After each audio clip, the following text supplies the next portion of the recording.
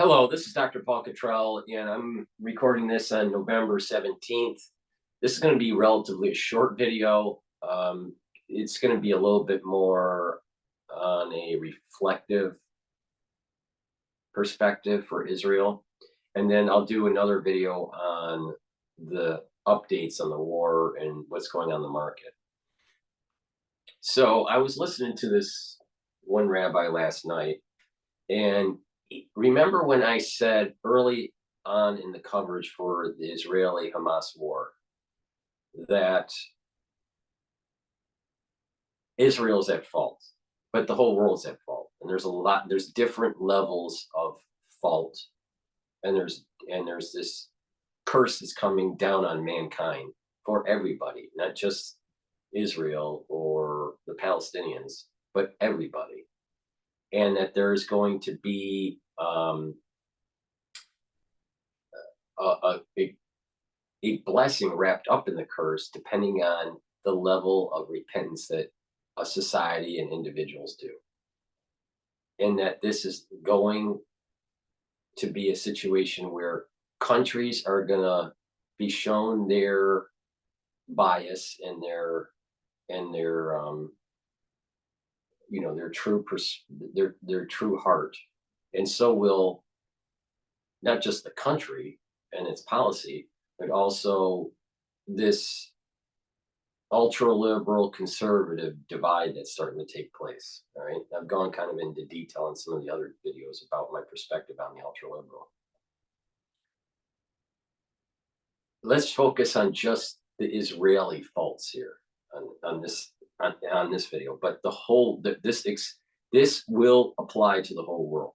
All right, and that this dark cloud that I've been telling people about that started on August 1st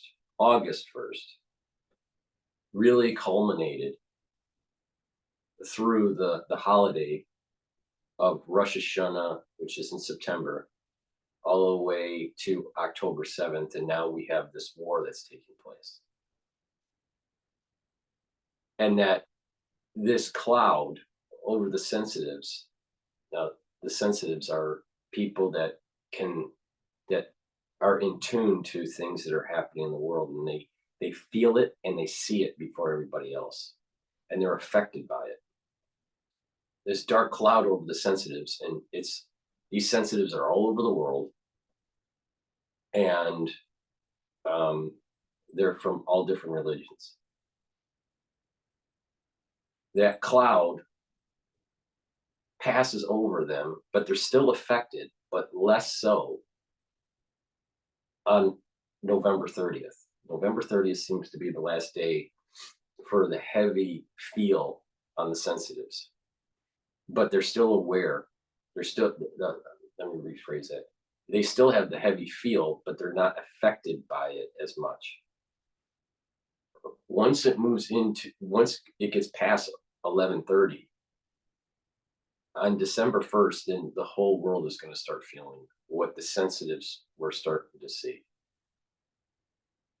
and to feel. And it's going to get worse as it moves through the current lunar month of Kislev. And something radical is going to happen on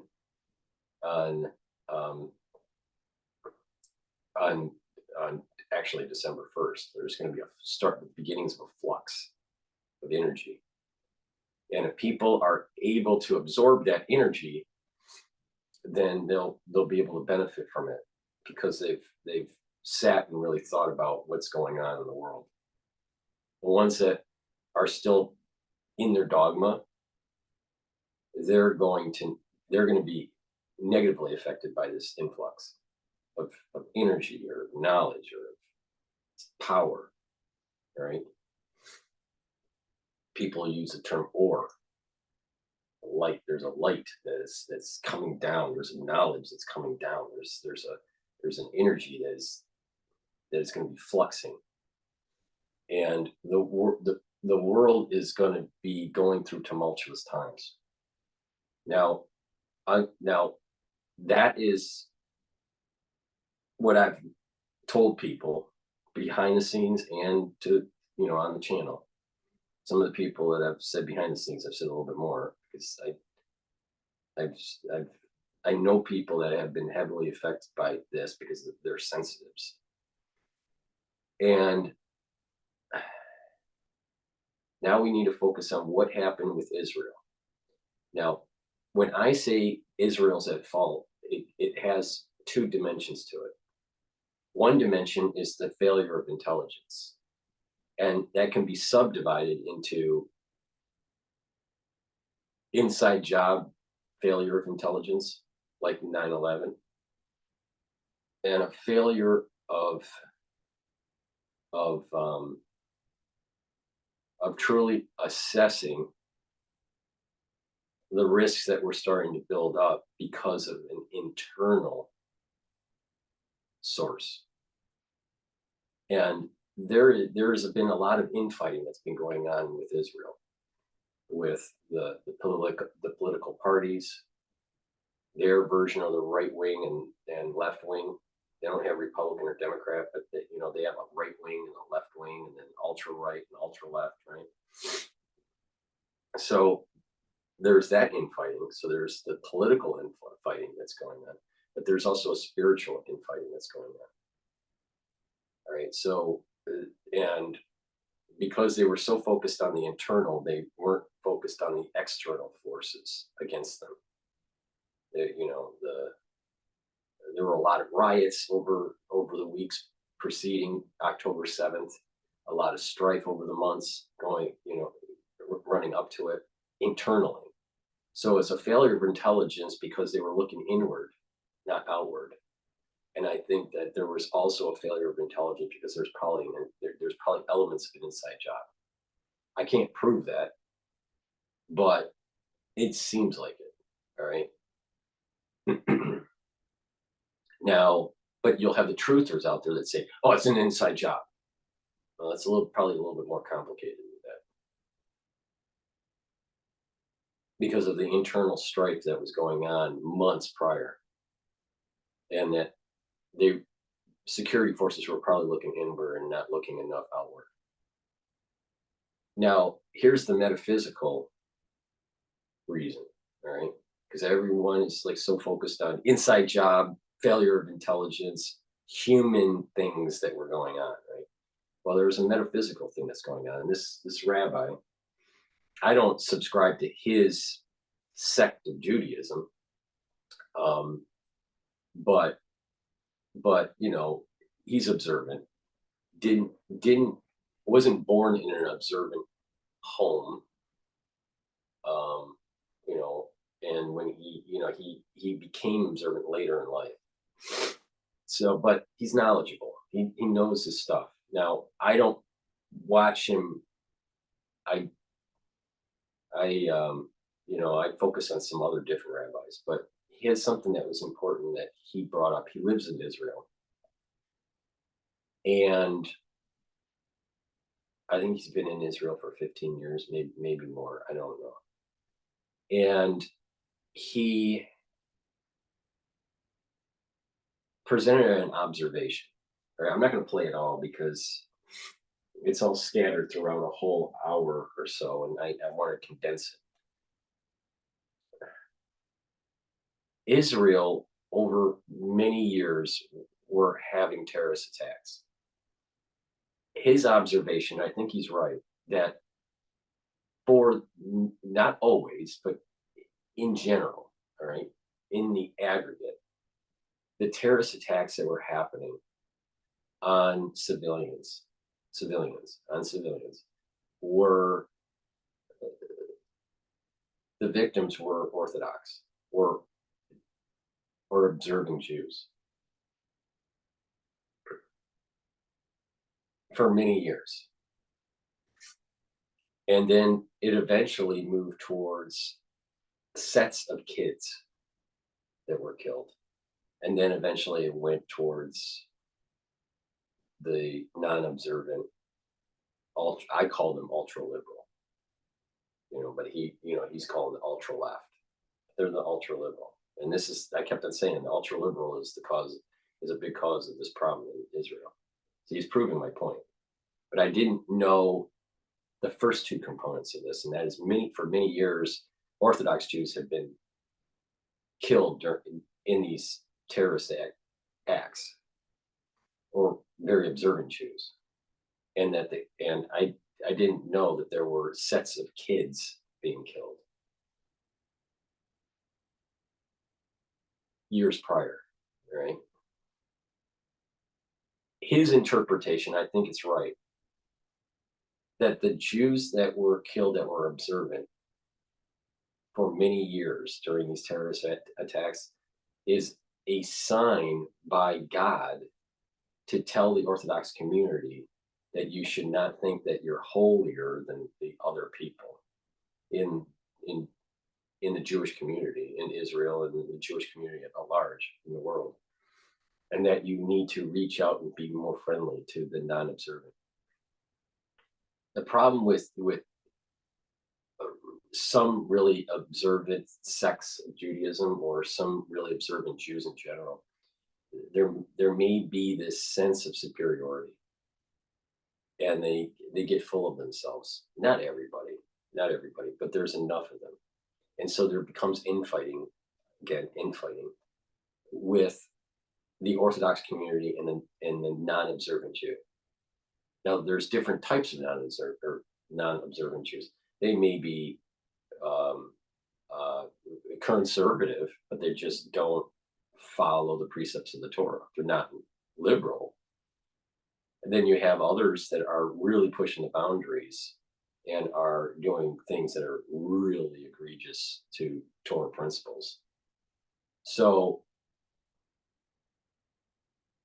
the first wave of terrorism over the years had been on the Orthodox, and that's even though the terrorists are to blame on this level, on this plane, there is a judgment above on the Orthodox community over these years because of the way they were towards the non-observant Jew, and in part also towards the non-Jewish person. So there was like this hint, you're supposed to be holy, you're supposed to be connected to God, but you're not being a very good person. Now, it's not true for everybody in the Orthodox community, but there were large pockets that were condescending, holier than thou kind of types, and they were being punished. And rabbis were warning them. We have this phrase, not to speak lashon hara, speak evil, not use evil tongue, and not talk bad about people, right? Because it can cause a negative spiritual energy that may create war. Well, we're seeing it right now, right? And this is not something I'm making up at all. This has been around. We're not supposed to speak lashon hara. It causes too much strife within communities, and it metastasizes to a war type situation, either civil war or war with your neighbors. It's neighboring countries. So God was warning the religious, I'm giving you a hint that something worse is going to happen if you don't correct your ways and reach out with a kind hand to the non-observant Jew and to the non-Jew in general, and be a kind person. Don't think that you're holier because you follow all these mitzvahs with such particular precision. But a lot of these Orthodox Jews did not take the hint over the years of these terrorist attacks. Then you fast forward, I think it was a couple years ago, I don't know exactly the time period, but there's a set of kids that were killed. There were four sets of children that died. And he is making the comparison of these four sets of children as the breaking apart of the tetragrammaton, that God's name, There's 4 letters. In Hebrew, there's 4 letters of the Tetragrammaton. And these sets of kids, the killing of the children, the pairs of children, is the spreading apart, or the breaking apart of the Tetragrammaton. Now, why is this important? One is that, and I don't know if these were religious children or non-religious children in Israel, or a combination. I don't know. But in Judaism, and in some of the esoteric aspects of the prayer, you're always trying to unify God's name. Right? You're trying to bring the lower world to the upper world, to get the blessing from the upper world to the lower world, and you unify the letters of God's name in a certain way. Now, some people at a more primitive, more naive praying level will just read a prayer. Some of the more higher up individuals that are more knowledgeable in prayer and in the Kabbalistic works of the Arizal, they will actually use permutations of letters to actually unify God's name in a certain way. Right? There you have the Sephiros, and you can unify God's name in a certain way. You can, and there's Chachma, and there's a certain God, God's name with I'm not going to say it, but God's name with a certain letter pronunciation, and there is Bina, understanding.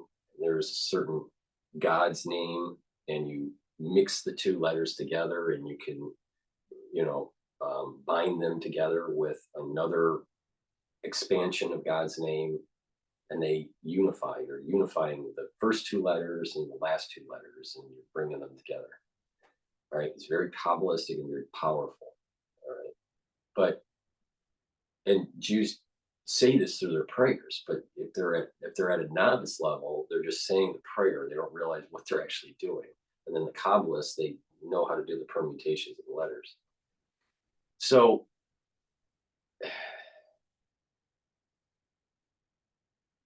when you have children that are representing almost as sacrifices and preventing the preventing the binding of the letters of the Tetragrammaton, that's like a curse, because the whole idea is to unify God's name, and through children, you trying to unify the world and expand it, right? But you take away that, and you're kind of smashing the letters apart. So that was another warning, that God's name is being defiled through the Lashon Hara that was going on through the evil talk that was going on in prior years with the more Orthodox community, not really reaching out and being nice to the non-observant Jew and just the non-Jew in general. Then, and that part I didn't know. I didn't know about the focus years ago on many of the deaths, not all the deaths, but many of the deaths were Orthodox.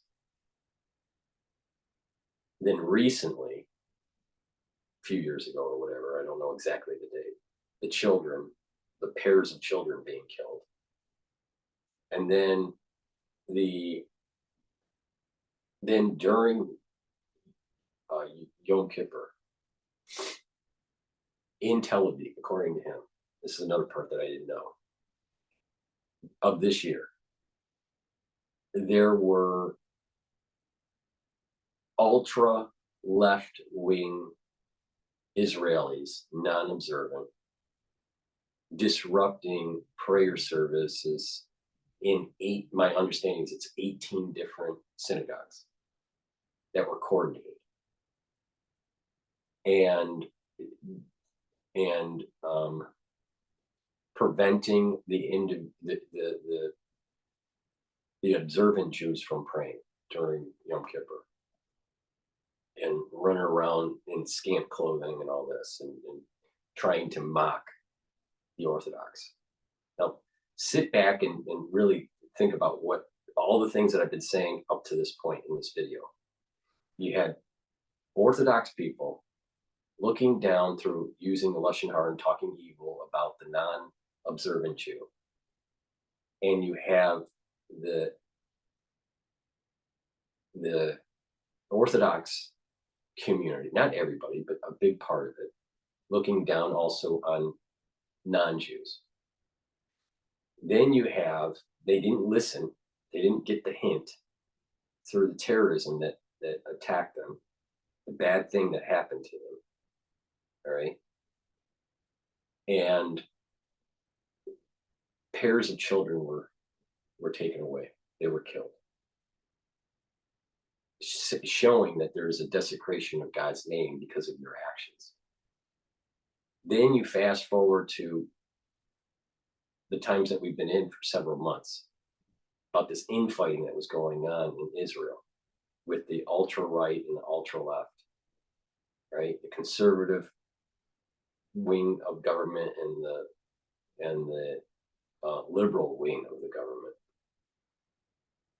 And this whole thing that was going on with the judicial system and Netanyahu and the corruption and all this. So there's a lot of strife that's going on. And the desecration of one of the holiest days of the year. It is the holiest day of the year. Yom Kippur, where you have this ultra left wing mob of protests that were interrupting the prayer services at 18 different shuls or synagogues in, my understanding is just in Tel Aviv. It could be around the whole country. I don't know. Maybe I misunderstood what he said, but there were 18 places. I thought all of them were in Tel Aviv, that they were preventing the Orthodox from, they were disrupting the prayer services during Yom Kippur. And there were these, during the high holy days, during this really holy period between Rosh Hashanah through Simchas Torah, you had these gay pride things going on in Israel. Now, that whole gay pride movement is pretty big in Israel. Very similar to what's going on in New York. And there's this decadent behavior on the ultra left, or what I call the ultra liberal, right? That is desecrating the precepts of the Torah because of homosexuality and promiscuity and scant clothing and desecrating the Sabbath, desecrating the dietary laws, all these things, right? And they're doing it on purpose to push buttons.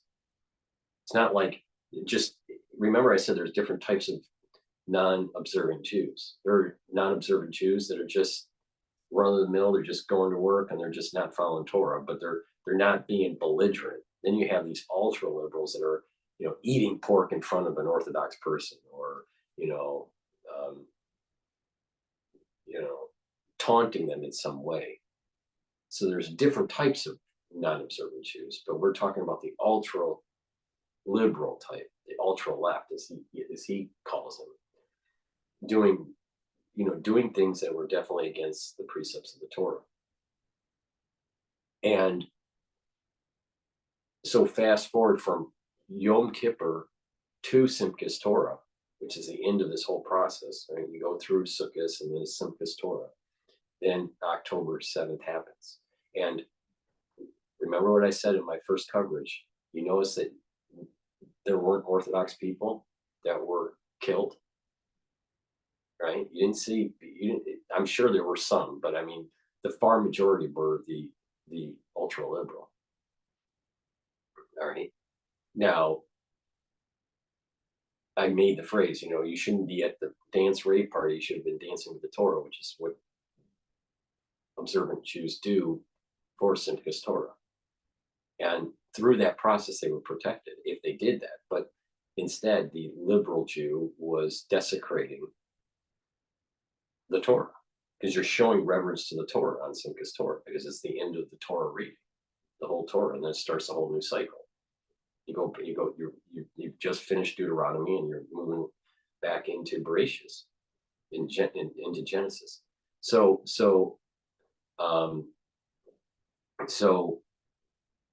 the Orthodox were protected because they were following the precepts of the Torah, right? And they've just gone through a cleansing process because of Yom Kippur and Sukkot, and the shaking of the lulav and the different branches, right? So their soul is somewhat purer, more, it's cleaner, because they went through this teshuvah process. But the non-observant Jew didn't do that, so they're still tainted with the way they live, right? So when judgment came down on October 7th, it was the liberal Jew that was killed. And if you notice, now there is this kind of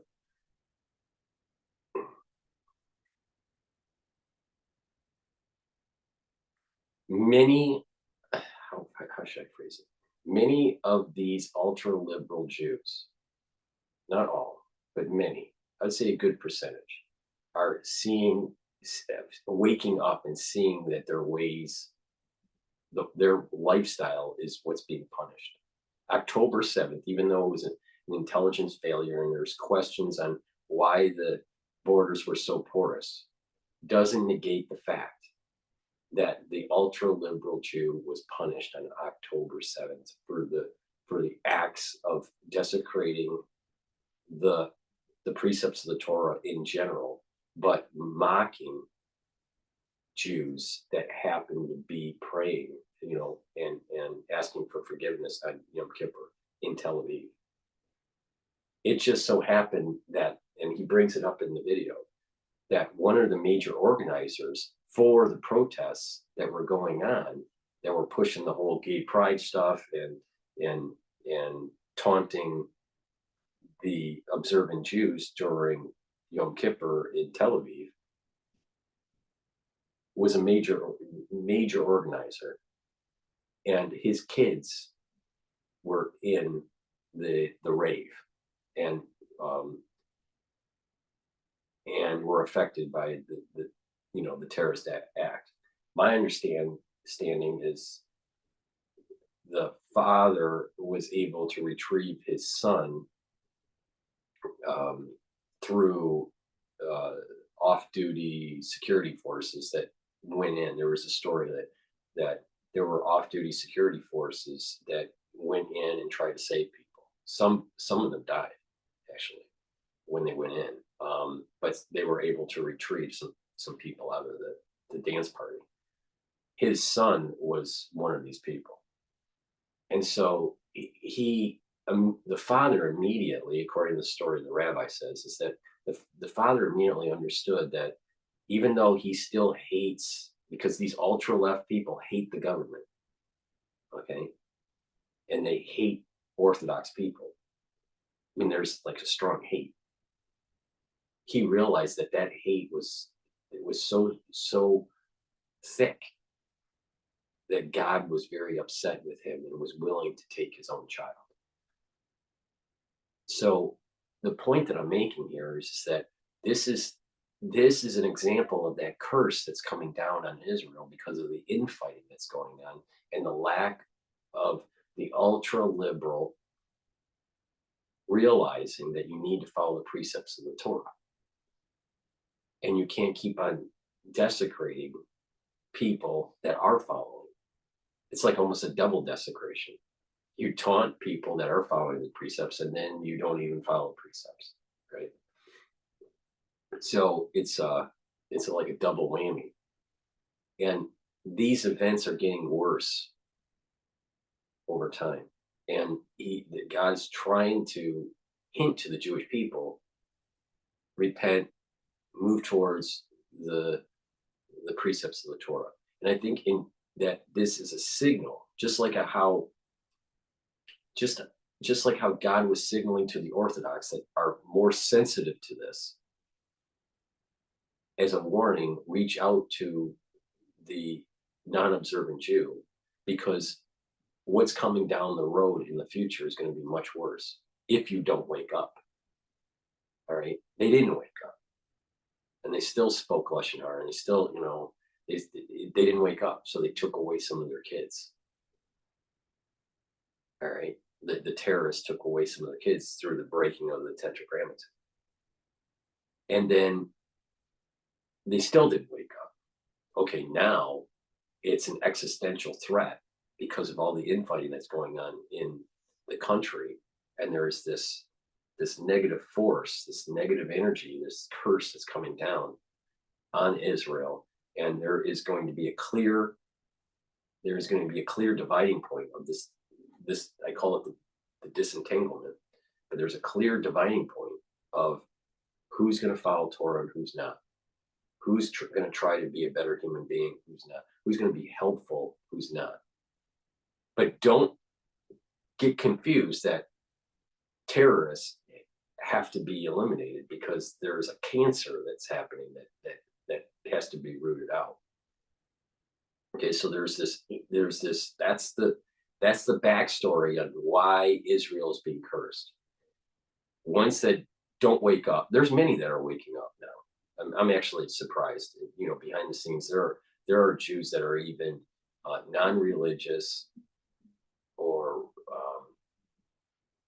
really, really non-religious, all right, that are starting to wake up, and like there's this harmonic that they're exposed to, and they're getting a signal, all right, and hopefully they continue on the process, but there is a wake-up call. There are some that have not woken up, and that's that division. And so over time, God's giving them an opportunity to repent, and if they don't, they're going to be judged. And this is on the Israeli Jewish world that I'm talking about. What is happening with Israel is a microcosm of the warning that's going to happen to the rest of the world. And you got to pay attention to me on this. Remember, I said the dark cloud started on August 1st. I don't know why it's August 1st. Maybe something was going on in Israel with this whole infighting. I'm not sure, but I had this feeling of August 1st all the way to November 30th. And then the 19th of Kislev is December 1st. And that's when the imparting of the Tanya happened in 1796, I think it is, or 1795. I think it's 96. And there's this huge amount of energy of knowledge that came out of Europe, Eastern Europe, and it was around the Ukraine region. Remember when I was doing Baka Wars segments dealing with the Ukrainian-Russian crisis? Back in, I guess that was 2021. I stated on my maybe first or second video, maybe it was the third video, but I stated very early this charge of energy because of the separation of the country of Ukraine with this Russian-Ukrainian war. Now, I thought that the Russians were going to go all the way to the bifurcation of the river that I don't remember the name of the river, that center river in Ukraine. They never did, all right? But there is a charge because of the breaking of the country, all right? And that there was kind of like a mini Sephiroth in this plane, that there was a breaking apart of something, and a charge would take place. And it just so happened that a lot of the Hasidic movement came right out of that region, right? The Baal Shem Tov, and everything that came from the Baal Shem Tov. So there was this very strong energy, and I said that and I had no idea this was going to teleport us right into 2023 and 2024 as a potential world war. But the thing is that there's this energy that was happening with the breaking of Ukraine, and the Bel Shem Tov and the Hasidic movement that was taking place back then, and the third branch, the third branch from the Bel Shem Tov was the Alter Rebbe that wrote the Tanya, right? And that was on the 19th of Kislev. There was this, that was the publishing of it, and there was this explosion of energy, explosion of knowledge. So we are, the things that happened on 1790, in 1795 and before with the Bel Shem Tov, 1795 with the Alter Rebbe, but the even in the late 1600s and early 1700s with the Bel Shem Tov, set in motion this energy source that there's another pulse that's going to happen. Sometimes these pulses, it's hard to describe this. There are low frequency pulses and high frequency pulses. And on the high frequency pulses, which we're going to be seeing here, that means that there's going to be a pulse on December 1st, and maybe another one on December 10th, and another one on December 15th, right? But there are also these lower frequency pulses where it's pulsed at 1795, then it pulses at 1817, then it pulses in 2023. See, and they can. So there is a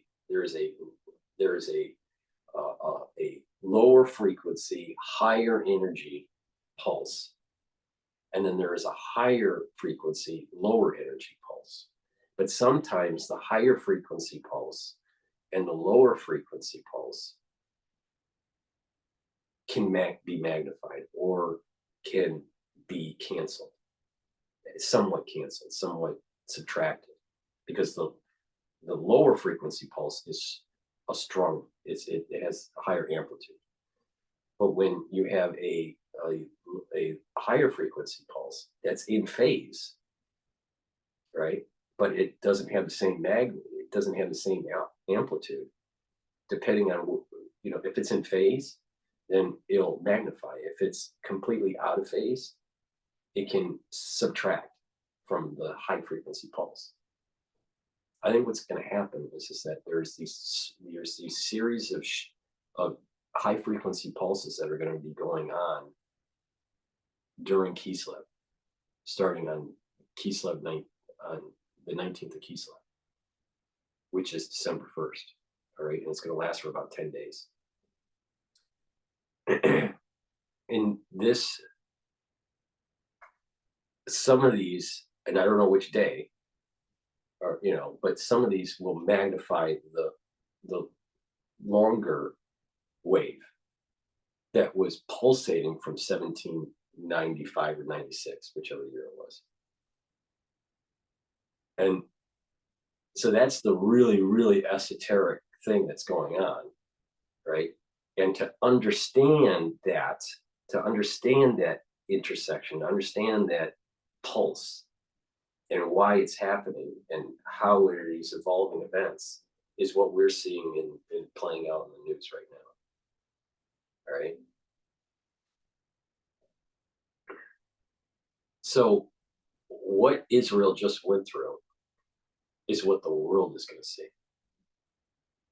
If the world doesn't take notice of the curse and the warning that God gave Israel. First, God gave a warning to the Orthodox because they're sensitive. They understand this, but they didn't follow. So kids were taken away. And then the further desecration of the Torah precepts, and the desecration of Yom Kippur in 2023 by these ultra movements, and this whole gay pride agenda that's going on in Israel, this anti-family thing that's going on. All right, that set in motion for a curse on the ultra liberal Now you got to remember, there's still infighting between the ultra liberal and the Orthodox community, right? And some of it is healing because of this collective will to fight terrorism. There's a phrase that if you don't dance together, you will weep together. God wants the non-observant or less observant and observant person to be friendly together. But when they're not, God will make sure that they are repenting and weeping and crying out to God together. So you're either in a joyful state or you're going to be in a depressed, in need state. But he needs all of Israel to be joined, because by joining it, then it allows for the tetragrammaton to be unified. And when the tetragrammaton cannot be unified because of this strife that's going on between the Orthodox community and the non-Orthodox, or the ultra-liberal community desecrating the Sabbath, the tetragrammaton can't unify. And because of that, there's then the energy, the continence of energy starts to cease, and there's a curse that happens. And there's the destruction. People think that once the world was created, it just kind of emerges. Well, there is an emergent property, but there's a flow of energy in every single piece of matter that is continually flowing. The string theorists cannot understand this, but they're still trying to unify. But there's a continual energy that keeps things in this plane. The moment that is taken away, all of existence evaporates instantaneously. And it's tied to this, this principle where if you change the spin of an electron, or if you change the spin of is it the spin of an electron? I think it's the spin of an electron, then it instantaneously changes the spin of another electron that could be miles away or at the other side of the universe. This is something similar. There's a similar instantaneous mechanism, and that all matter in this universe has this continuous flow that's flowing from the Sephiros to that matter. The moment that energy is pulled away, the whole world, the whole universe goes away. It's instantaneous. And this is part of the reason why some people think, well, we're in a matrix, or we're in some sort of, it's interesting using the word matrix, but we're in some sort of simulation. It's this flow of energy that's coming from above through through the vessels of the Sephiros, through the different worlds, that actually comes, that energy is within the matter that we have. Now, mankind has been able to model through physics the matter that's in our world, but we can't unify it. We don't understand how it's unified. And this unification is through this energy source, through the Sephiros. So they'll eventually get it. It may take 100 years, it may take 50 years for them to figure it out, but there's a continuous flow of energy. And this is where you get blessing and you can get curse. If it's constricted, or if it's released too much of a good thing could kill you, right? So there has to be it's called Simpson. So there has to be a contraction within Gevurah. So there has to be a contraction to allow for the proper amount of energy, the proper amount of blessing, the proper amount of sustenance to drip through. If the Simpson is not constricted enough, there may be too much flow, and hence the floods. All right. Now, a lot of this is there's allegory to it, but there is this constriction of Gevurah, and because of that, there is this ability to bring down blessing at the right amount. But you can also, that mechanism may also provide a curse. All right. So that's the thing that we're seeing here. We're seeing Israel being tested, and is it going to repent and move towards precepts of the Torah? And that is a heavy signal to the rest of the world that, are you moving in the right direction? Leaders of the world, have you been lying to your people? Leaders of the world, have you been doing things that you shouldn't have been doing? Leaders of the world, have you been releasing things that you shouldn't have been doing? Have you been have you been I was running out of battery here. I should probably plug it in. But hold on.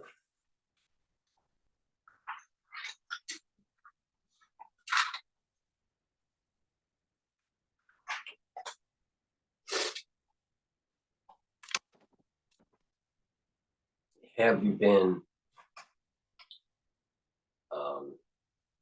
saying things to the public for your own benefit financially? You know, these things are going to be spotlighted in the world.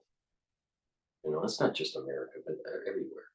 But it'll also go to the very granular level, not just at the societal level. It'll go to at the very individual person, the individual person level, where they're going to say, where there's going to be this question: are you following the precepts of your religion and being a better person and a kinder person, or are you pushing an agenda that is antithetical to the Bible and to Torah? So the warning sign to the Orthodox community years ago wasn't heeded. The children were taken away and the Tetragrammaton was broken apart.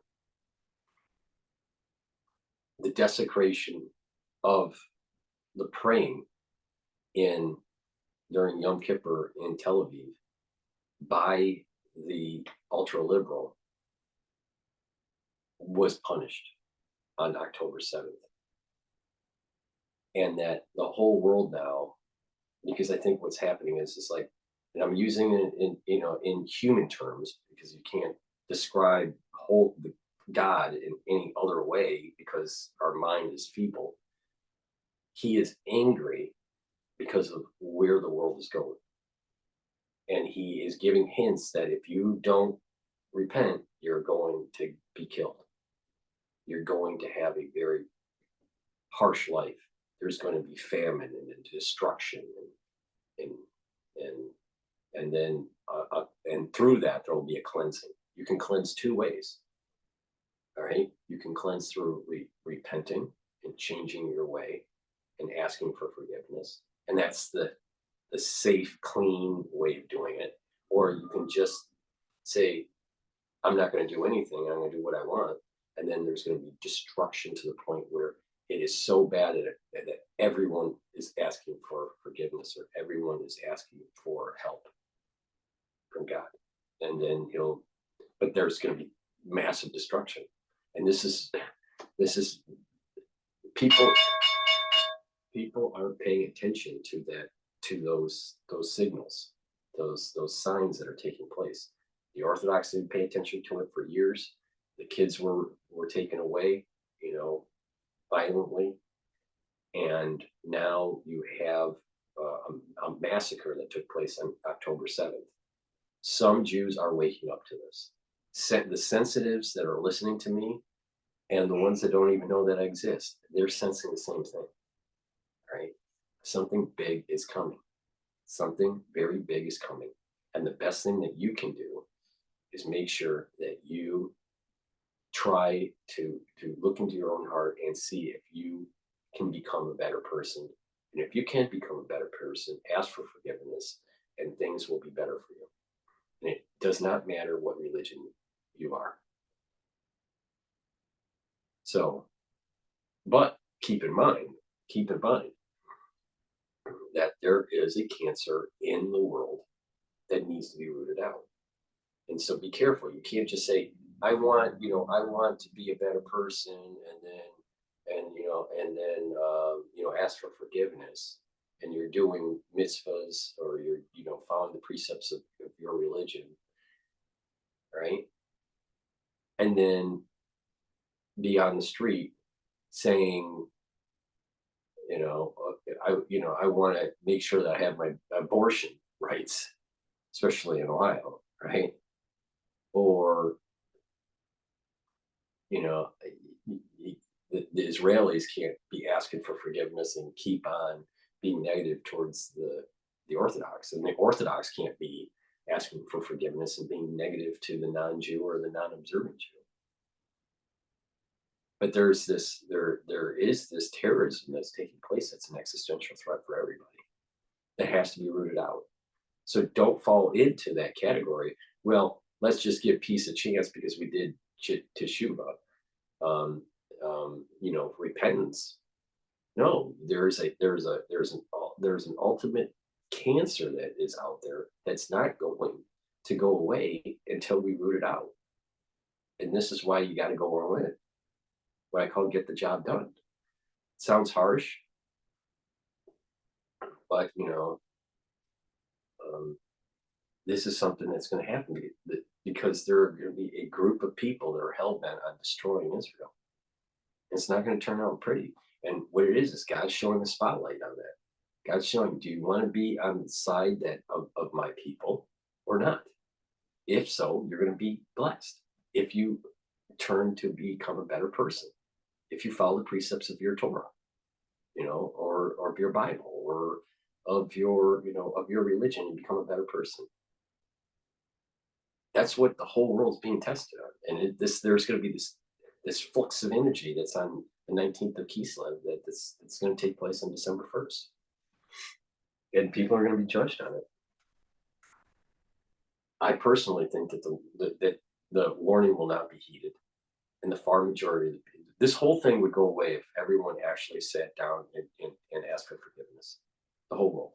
It would, and we may, at that moment in time, we may actually usher in the Messianic era peacefully. That ain't going to happen. But because just people are egotistic and they'll spend more time on X typing away how bad the IDF is and all the war crimes that they think they did, instead of actually looking in the mirror and realizing that the reason why the world is the way it is because we're all screwed up and that we need to fix it. But no, these truthers think it's something else. No, the big part of it is that all you got to do is look in the mirror. And for everybody, everybody's at fault. Just look in the mirror and fix it. It's that simple. But we won't do that. We'll just keep on typing away because truthers know better. So that's my more detailed esoteric reason of what happened in Israel. I learned something from the rabbi. I didn't realize what was going on between the ultra left in Israel during Yom Kippur. That is a data point that I think is really important and shows really how bad this ultra left movement has become. So please go to my store. I have lozenges and drops. I have blueberry drops in 100 count. I also have honey lemon drops in 100 count, a 20 count for lozenges, which are sweet menthol, green apple lozenges, 20 count. Also, I have structural nano silver soap with different varieties. Please go to my store, studio-reykjavik.com, to pick up the soaps. These are great gifts during the holidays. Magnesium and zinc, that's something that you should be taking every day. Take a double dose of it if you're not feeling well during the cold season. To improve your lipid profile, take omega-3. What this does is it improves your cardiovascular health. Take that every day. To neutralize pathogens, take silver gel. And by taking silver gel, you will neutralize the pathogen by having it on your hand, around your mouth, around your nose, and slightly coat your nostrils, around your ears, lightly coat around your eyes, and it'll stay active for 5 hours. You can also use it as a skincare product. It helps heal abrasions and cuts and minor burns, acne, right? But you can also use it as a overnight skincare product by keeping it on your skin and then exfoliate it in the morning, and you'll notice that you're going to be doing far better with your skin health. Thank you for listening. Please subscribe to all my channels. I have 3 channels on YouTube. The links are in the description of this video. Please subscribe to the Brighteon, Bitchute, and Rumble channels that I have. Links are in the description of this video. Also, please help support my news coverage by donating. You can donate on my website. It's the-studio-reykjavik.com. On the homepage at the very bottom, you can donate through Stripe or PayPal. You can also donate through Buy Me a Coffee. That helps to support my news coverage. And please, if you can, be a paid subscriber on my Patreon channel. That helps to cover the news. All my content that I have over the years are for free, so I don't put it behind a paywall. You know, I figure that if I'm covering the news, you need to know, and it's free. You know, it's free for you. A lot of people, what they do is they make a little snippet and they go to my paywall, and then you'll see the real information, so you're informed.